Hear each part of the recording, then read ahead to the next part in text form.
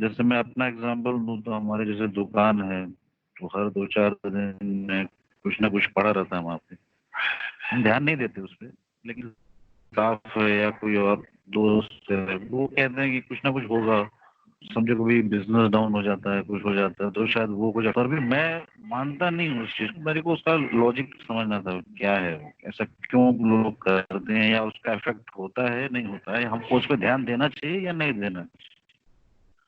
मेरे बेटे, जादू जो है ना, जादू जादू ब्लैक मैजिक एग्जिस्ट करता है। आप इसकी एग्जिस्टेंस से डिनाई नहीं कर सकते। जादू है क्या चीज, या ब्लैक मैजिक क्या चीज है?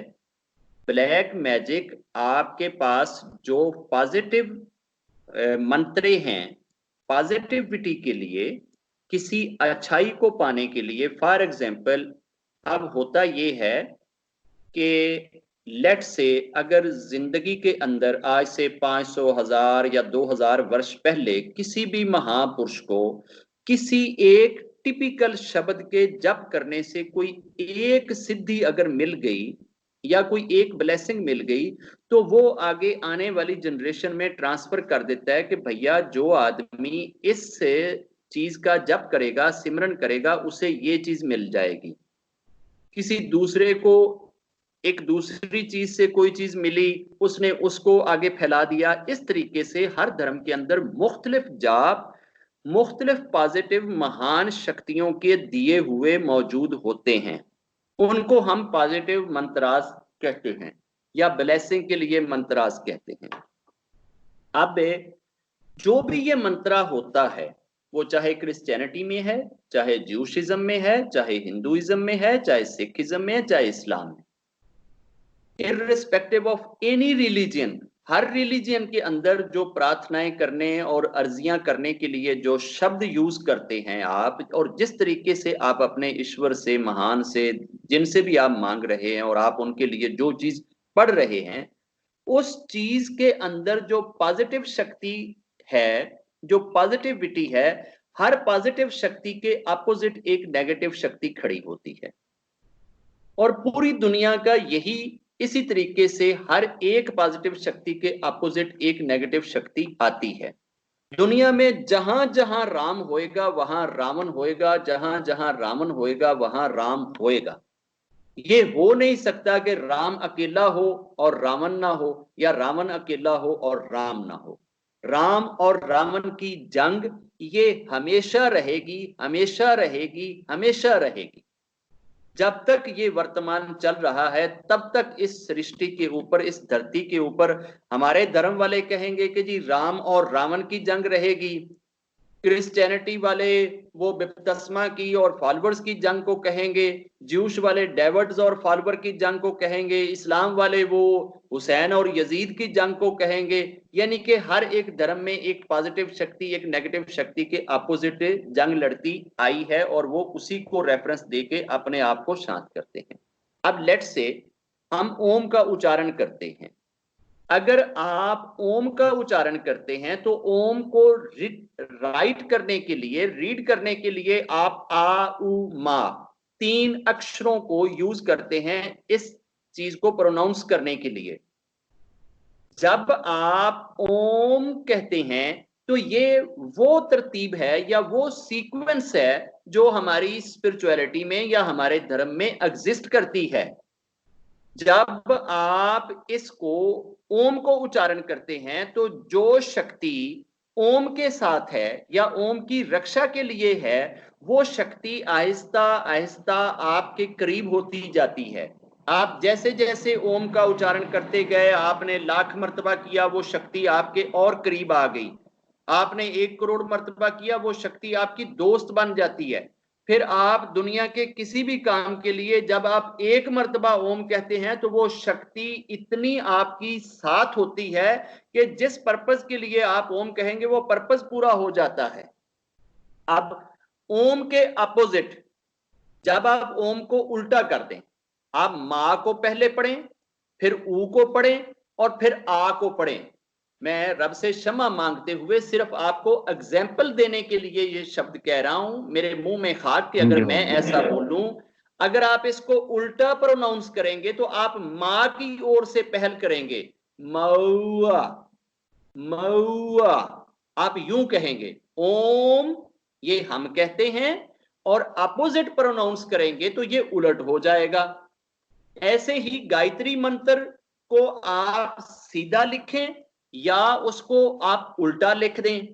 ऐसे ही आप हनुमान का मंत्र, हनुमान का चालीसा, ये चीजें आप सीधी लिखें तो वो पॉजिटिव शक्ति के लिए हैं, आप उल्टा करके लिखें तो वो नेगेटिव शक्ति के लिए हैं। मैजिक में इस पॉजिटिव मंत्रास को वो उल्टा रिसाइट करते हैं, उल्टा लिखते हैं, और उल्टा पढ़ने से जो नेगेटिव शक्ति होती है उस चीज के साथ, वो बंदे के साथ आ जाती है और बंदे के कंट्रोल में आती है या बंदे के कहने पे वो काम करती है। तो मैजिक असल में अच्छी चीजों को गलत तरीके से पढ़ने, उसको खराब तरीके से पढ़ने से जो शक्ति आती है उसको मैजिक कहा जाता है। ओम की रिसाइटेशन के लिए आप जितने पवित्र होंगे, आपकी जीभ जितनी पवित्र होएगी, आपका मन जितना पवित्र होएगा, हृदय जितना पवित्र होएगा, ड्रेस जितना पवित्र होएगा, जिस जगह पे आप बैठ रहे हैं वो जगह जितनी पवित्र होएगी, उतनी पॉजिटिविटी ज्यादा आएगी। जब आप माउआ को करेंगे तो हर चीज उलट जाएगी। आप जितने खराब होएंगे, आप जितने गलत होएंगे, आप जितने गंदे होएंगे, आप जितने बैड कैरेक्टर होएंगे, आप जितने इल मैनर्ड के होएंगे, उतना आप उस नेगेटिव शक्ति के करीब होएंगे।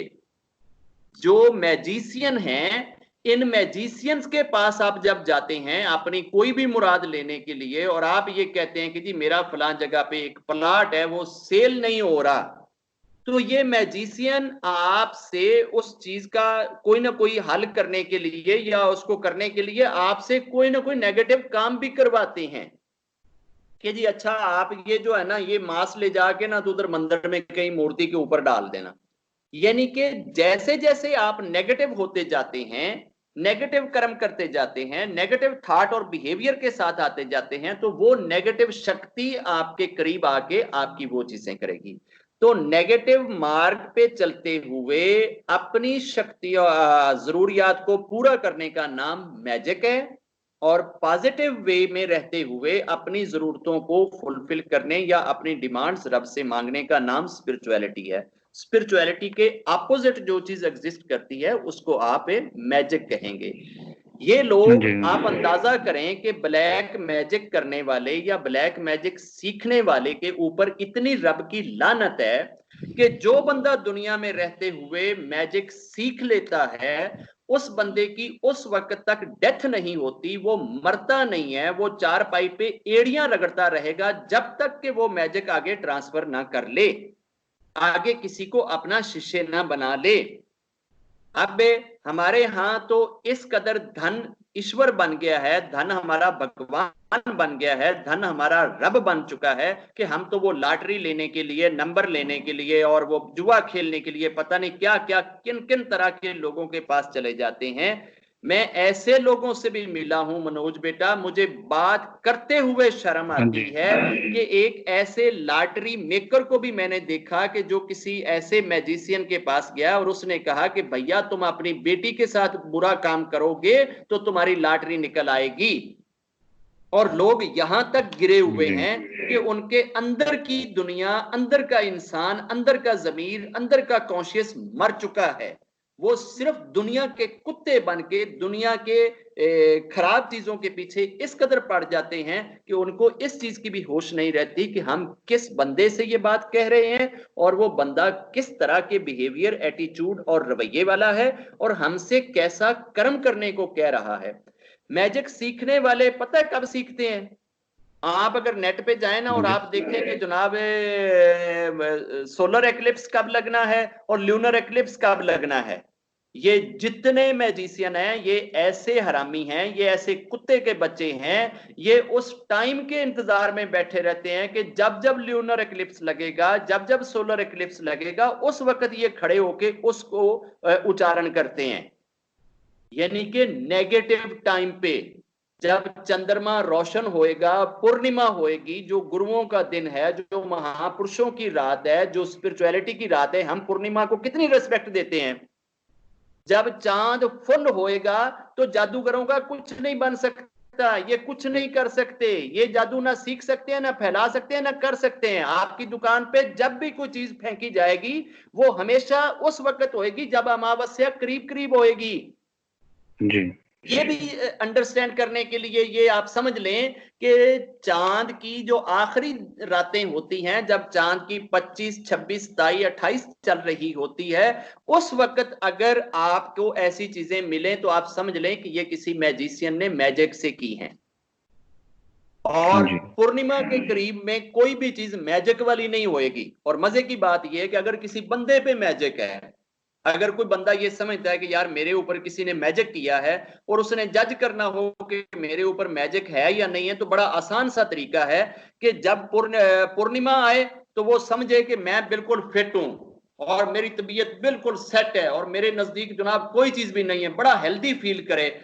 और जो ही अमावस्या आए, अंधेरी रातें आए, जब वो कृष्ण पक्ष चले और एंड की रातें आए और उसकी तबीयत खराब हो जाए, बोझल हो जाए, तंग होने लग जाए, दर्दें उठने लग जाए, तकलीफ बढ़ जाए, तो समझ ले कि उसके ऊपर मैजिक है। मैजिक अंधेरी रातों में होता है, अंधेरी रातों में किया जाता है और अंधेरी रातों में ही असर करता है। ये अमावस्या में सबसे ज्यादा तंग करेगा आपको। और अगर किसी बंदे को अमावस्या में तकलीफ नहीं होती और सारा महीना उसकी तबीयत एक जैसी ही खराब रहती है, तो फिर वो समझ ले कि उस पर मैजिक वैजिक नहीं है, वो वैसे कोई जिस्मानी बीमारी या कोई और आर्जा या कोई और प्रॉब्लम है। मैजिक को आप बहुत आसानी से चेक कर सकते हैं। खुदा इन हाँ जी मैजिशियन से हम सब को बचाए। और ये ऐसे लानती हैं, ये ऐसा तबका है कि मैं इनके अगर सारे करतूत बताने पे आऊं ना, तो यकीन जानिए कि आपको दुनिया के अंदर रहते हुए इंसानों से नफरत हो जाए। हाँ लेकिन जी इन मैजिशियंस का बिजनेस चलाने वाले भी मनोज हम लोग ही हैं। इनके पास हाँ कोई जी एंजल बाबा नहीं जाते और इनके पास किसी दूसरे प्लेनेट की कोई जनरेशन नहीं आके इनके पास जाती। हम ही इतने दुनिया के कुत्ते बन चुके हैं कि 5-5 हजार के बेनिफिट के लिए, 2-2 हजार को पाने के लिए, एक अगर ऑटो रखा हुआ है और दो भाई उसके ऊपर लड़ रहे हैं और एक चाहता है मुझे मिल जाए, दूसरा चाहता है मुझे मिल जाए। हमारे ब्लड इतने वाइट हो चुके हैं, हमारा खून इतना सफेद हो गया है कि हम जरा जरा सी चीजों के ऊपर दूसरे के ऊपर मैजिक कर देते हैं कि ए देखो जान छुड़ाओ, मर जाए ताकि ए जरा ऑटो मेरे हिस्से च आ जाए, ए 2 मरले वाला जरा घर है मैनू मिल जाए, ए जी मारुति गड्डी है ना मेरे को आ जाए, ए फलाने इंज कर दो, फलाने इंज कर दो। और हम इतने बेगैरत हो चुके हैं, किसी बंदे को अच्छा ड्रेस पहनने देखें तो हमारे दिल के अंदर ना, दिल कह रहा हूं हमारे पेट के अंदर ना मरोड़ उठने लग जाते हैं। हाय हाय ने एडा सोहना ड्रेस पा लिया जे उन्हें, कितने बेचारी ने मतलब है कि थोड़ा बहुत अगर ज्वेलरी पा ली है तो फिर जो उन्हें इंज हो गया जिवें उन्हें सानू किल कर दिता है। ठीक है, ये हमारी कमजोरी है, ये हमारा छोटापन है जी कि हम इंसान को हैप्पी देख नहीं सकते, इंसान को खुश देख नहीं सकते और उस खुशी को बर्दाश्त नहीं करते जो दूसरे की झोली में होती है। और पंजाबी च कहंदे ने कि लोगां नू ना लोगां दे आधे दुख नहीं इन्ना तंग करदे जिन्ना लोगां नू दूसरियां दे सुख तंग करदे ने। सानू साडे दुखां तो उतनी तकलीफ नहीं हुंदी जिन्नी तकलीफ सानू लोकां दे सुखां तो हुंदी है। हाय हाय फलाना एडा सुखी क्यों है, हाय हाय फलाने को ले यह चीज क्यों है, हाय हाय फलाने को ले यह चीज क्यों है। ये जो हमारा स्पिरिट है, ये जो हमारा सेंटीमेंट है, ये जो हमारा इमोशन है, यही इमोशन मैजिशियन की चांदी करता है। अगर हम पवित्र हों, हम ठीक हों, अच्छी श्रद्धा पे हों, अच्छे मार्ग पे रहें और हम इन बेगैरतियों में अगर ना पड़ने वाले हों, तो मैं नहीं समझता कि किसी मैजिशियन की दुकान चले। इन मैजिशियन की दुकानों के गाहक भी हम लोग हैं, इनको चलाने वाले भी हम हैं और इनको दुनिया में उठाकर ऊपर करने वाले भी हम लोग हैं। हमें अपना वो अकाउंटेबिलिटी करनी चाहिए, अपने आप को ठीक करना चाहिए ताकि ये मैजिशियन वैसे ही किसी काम के ना रहे। जी बेटा। हाँ जी वही